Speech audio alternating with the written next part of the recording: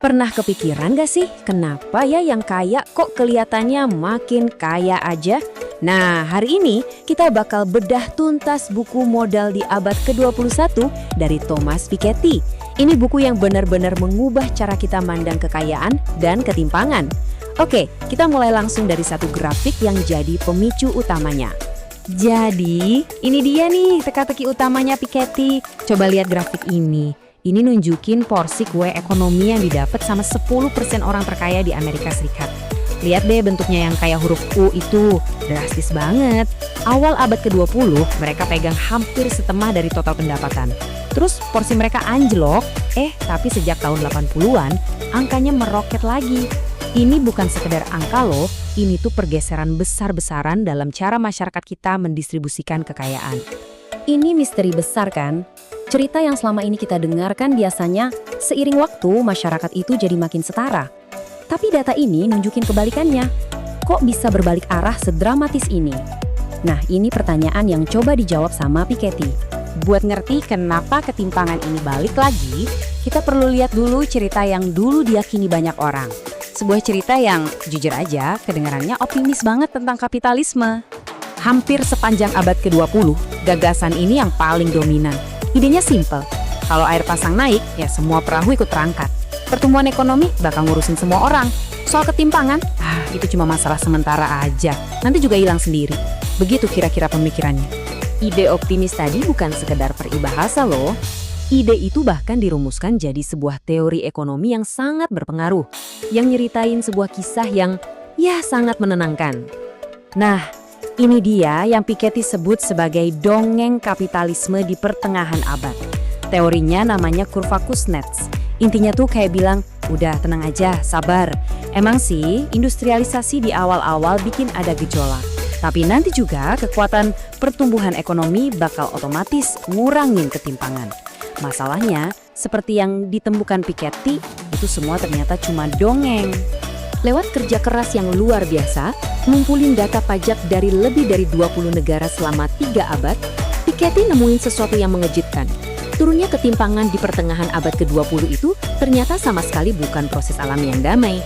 Penurunan itu adalah sebuah pengecualian yang penuh kekerasan. Bukan karena kapitalismenya jadi lebih baik hati, tapi karena kapitalisme dihantam guncangan hebat. 2 perang dunia dan depresi besar. Peristiwa-peristiwa ini ngancurin kekayaan warisan dalam skala masif.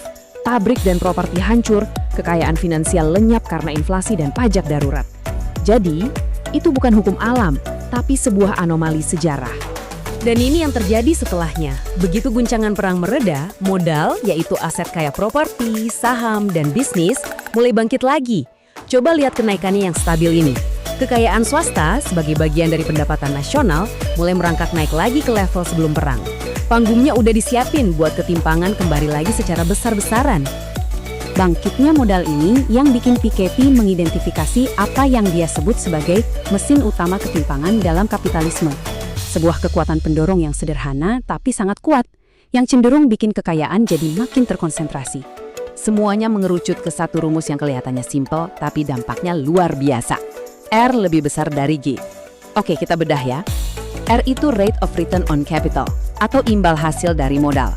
Gampangnya ini keuntungan, dividen, bunga, uang sewa, pokoknya semua yang didapat dari investasi.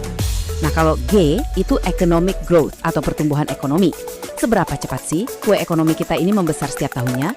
Nah, ini poin kuncinya.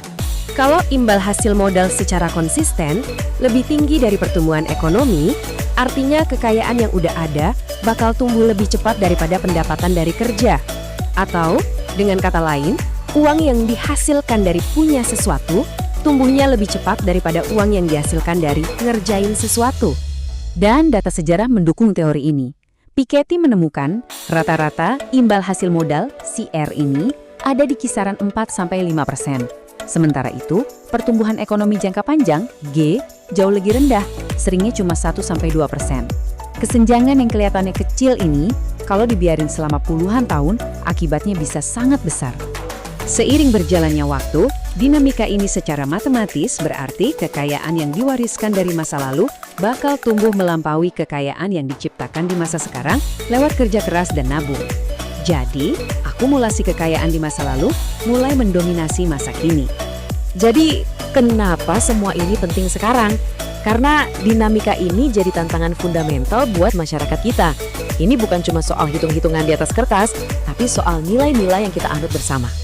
Dinamika reggae ini bikin ada benturan antara dua ide fundamental tentang masyarakat yang adil.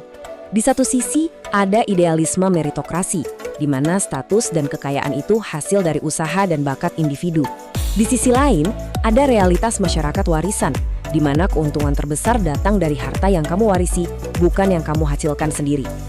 Jadi intinya gini, logika R lebih besar dari G itu secara aktif mendorong kita ke masa depan di mana asal-usul kekayaan seseorang, apakah dari warisan atau dari kerja, jadi makin penting. Ini secara mendasar menantang gagasan bahwa kita semua punya kesempatan yang sama untuk sukses. Pada akhirnya, analisis Piketty ini bukan ramalan masa depan yang pasti terjadi. Analisis ini justru menyajikan sebuah pilihan. Data sejarah menunjukkan ada kecenderungan yang kuat. Pertanyaannya sekarang adalah untuk kita. Apakah kita akan menerima masa depan di mana kekayaan masa lalu mendominasi? Atau kita akan menemukan cara baru untuk memastikan bahwa meritokrasi dan kerja keras tetap jadi pusat dari cerita ekonomi kita di abad ke-21 ini? Nah, itu pertanyaan yang ditinggalkan oleh pembahasan ini untuk kita renungkan.